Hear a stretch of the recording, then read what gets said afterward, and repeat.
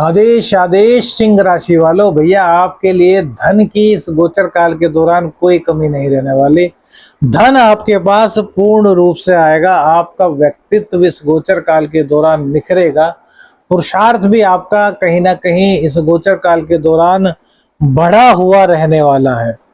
आपको थोड़ा सा अपने स्वास्थ्य का ध्यान इस गोचर काल के दौरान रखना होगा, सूर्य राशि परिवर्तन के दौरान। और आंखों का भी कहीं ना कहीं आपको अपने ध्यान रखना है। खास तौर से आपकी राइट आई में दिक्कत का सामना आपको करना पड़ सकता है। यदि कोई भी छोटी मोटी दिक्कत आपको दिखाई दे तो तुरंत डॉक्टर से संपर्क करें, उसको लापरवाही से बढ़ने मत दें।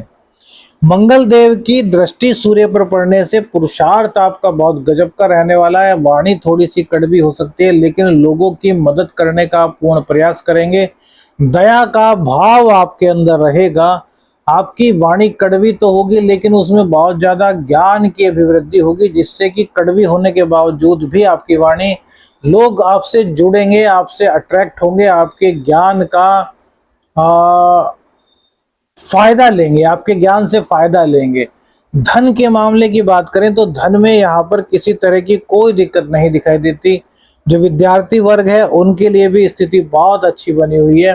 पिताजी की सेहत का ध्यान और माताजी की सेहत का ध्यान इस गोचर काल के दौरान आपको रखने की सलाह दी जाती है।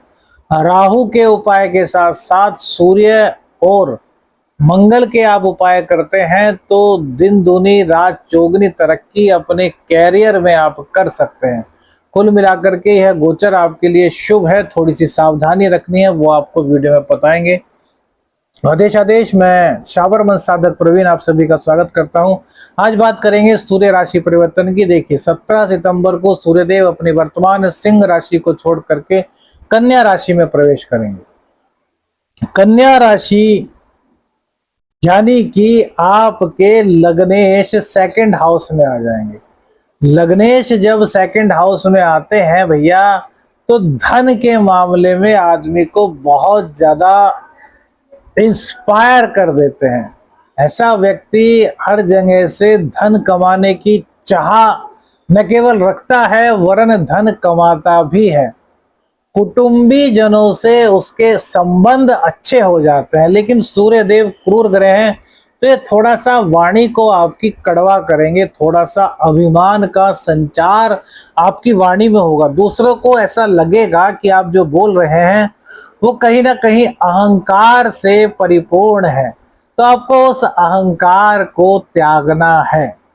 समझ रहे हैं ना? उस अहंकार को आपको त्यागना होगा, तो आपकी वाणी बहुत अच्छी रहेगी। अब इसी में एक दूसरा परिप्रेक्ष्य सुनिए। मंगल देव की दृष्टि यहाँ पर है, तो वाणी में पराक्रम भी होगा, वाणी में वर्चस्व भी होगा, आपकी आवाज में दम होगा। लोग आपकी आवाज को मानेंगे, आपकी बात को मानेंगे। एक भीड़ में आपकी अलग आवाज सुनाई देगी।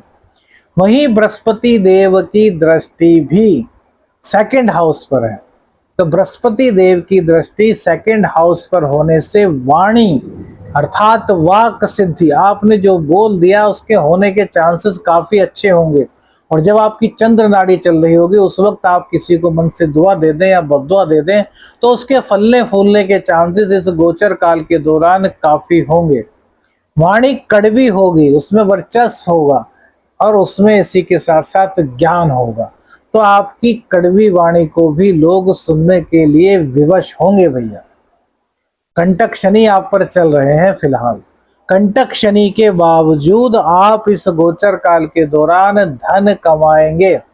धन के मामले में यह गोचर आपके लिए किसी भी तरीके से खराब नहीं कहा जा सकता, क्योंकि 11वें स्थान में बैठे मंगल देव की दृष्टि इन पर है और वहीं 10वें स्थान में बैठे गुरुदेव की दृष्टि भी सूर्यदेव पर पड़ रही है। नीच के शुक्र हैं, 2-3 दिन में ये शुक्र जो है अपनी राशि में चले जाएंगे, तो यहाँ पर इतने घबराने की आवश्यकता नहीं। घबराना कहाँ पर है? राहु की दृष्टि सीधी सूर्य देव पर है, तो राहु की दृष्टि सूर्य देव पर होने से एक तो सबसे पहली बात पिताजी की सेहत नासाज हो सकती है। यदि वो हार्ट पेशेंट हैं तो उनको दिक्कत थोड़ी इस दौरान ज्यादा बढ़ सकती है। तो अपनी पिताजी की सेहत का आपको पूरा ध्यान रखना है। न केवल पिताजी वरन माताजी भी, क्योंकि जो इस दौरान गोचर बनता है उसमें चंद्रदेव भी शनि के साथ विष दोष में है। हालांकि चंद्रदेव बहुत जल्दी चेंज होते हैं, लेकिन जो गोचर बन जाता है, जो लग्न बन जाता है, उसका असर पूरे महीने रहता है। तो माता और पिता दोनों के सेहत का ध्यान रखने की पूर्ण जिम्मेदारी आपकी इस गोचर काल के दौरान रहने वाली है। अब एक बात और कहते हैं कि मंगल देव ने दृष्टि डाली सूर्य पर तो पराक्रम बढ़ गया, बृहस्पति देव ने डाली तो ज्ञान बढ़ गया। वहीं शनिदेव से सूर्य का षडाष्टक योग बन रहा है। तो षडाष्टक योग बनने से क्या होगा? तो देखिए, षडाष्टक योग क्या करेगा, थोड़े संघर्षों को आपको बढ़ा देगा। कंटक शनि चल रहे हैं लेकिन शनिदेव वक्री हैं, तो यह आपके लिए बहुत फायदेमंद चीज है। तो संघर्षों में कहीं ना कहीं बढ़ोतरी होगी। संघर्ष कैसे, उसको भी थोड़ा समझिए कि टारगेट आपका यदि फिक्स है और आप उस टारगेट की ओर लगातार बढ़ते जा रहे हैं और बीच में कोई दिक्कत आई, आप रुक गए, तो आपको रुकना नहीं है। वही आपकी दुविधाएं होंगी, वही आपकी रिडल्स होंगी, वही आपको सोल्व करना है कि इस समस्या को कैसे हम सोल्व करें। समस्या सोल्व आप करने में सक्षम होंगे, क्योंकि मंगल और सूर्य की दृष्टि सेकंड हाउस पर पड़ करके आपके व्यक्तित्व को निखारेगी। व्यक्तित्व के स्वामी सेकंड हाउस पर, और उस पर दृष्टि मंगल की और बृहस्पति की, तो स्थिति बड़ी मजबूत बन जाएगी। शनि का जो षडाष्टक योग है ना, शनि से जो षडाष्टक योग सूर्य का बनेगा, वो थोड़ी थोड़ी परेशानियां अप एंड डाउन देगा, लेकिन आपको उन परेशानियों को पार करते हुए अपने टारगेट की ओर बढ़ते जाना है और टारगेट को अचीव कर लेना है। और टारगेट अचीव तो आपकी सभी चीजें बिल्कुल शीशे की तरह साफ। अब यहाँ पर दो चीजों का ध्यान रखना है। भाई, पैसा आपके पास आ गया, कैरियर आपका ठीक रहा, दिक्कत कहाँ होगी? अचानक से धन प्राप्ति के योग भी आपकी कुंडली में बन रहे हैं। दिक्कत हो रही है राहु देव की दृष्टि सीधी सूर्य पर होने से। हालांकि ये आपको आकस्मिक धन की प्राप्ति करा रहे हैं, लेकिन आप एक बात याद रखिए कि जब राहु की दृष्टि सूर्य पर पड़ती है तो यह ग्रहण दोष बनता है। तो आपको अपनी सेहत का ध्यान रखना है, आपको अपने इम्यून सिस्टम को इस दौरान मजबूत रखना है। यदि आप, एक उपाय आपको बताते हैं कि जो नीले वाला पाउडर आता है ना, नील बोलते हैं जिसको, सूखा पाउडर, एक तो लिक्विड आता है, एक सूखा पाउडर आता है। 20-30 रुपए का नील ले लीजिए और उसको एक बाल्टी में 3-4 लीटर पानी में घोल लीजिए, और बुधवार को, प्रत्येक बुधवार 5 बुधवार कीजिए या बृहस्पतिवार कीजिए, राहु का असर इससे समाप्त होगा।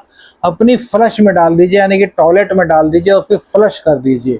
इससे राहु की सभी नेगेटिविटी दूर होगी और पिताजी की सेहत और आपकी सेहत भी खराब होने से बचेगी, या खराब होती भी है 1%, तो इतनी खराब नहीं होगी कि आपको हॉस्पिटलाइज होना पड़े।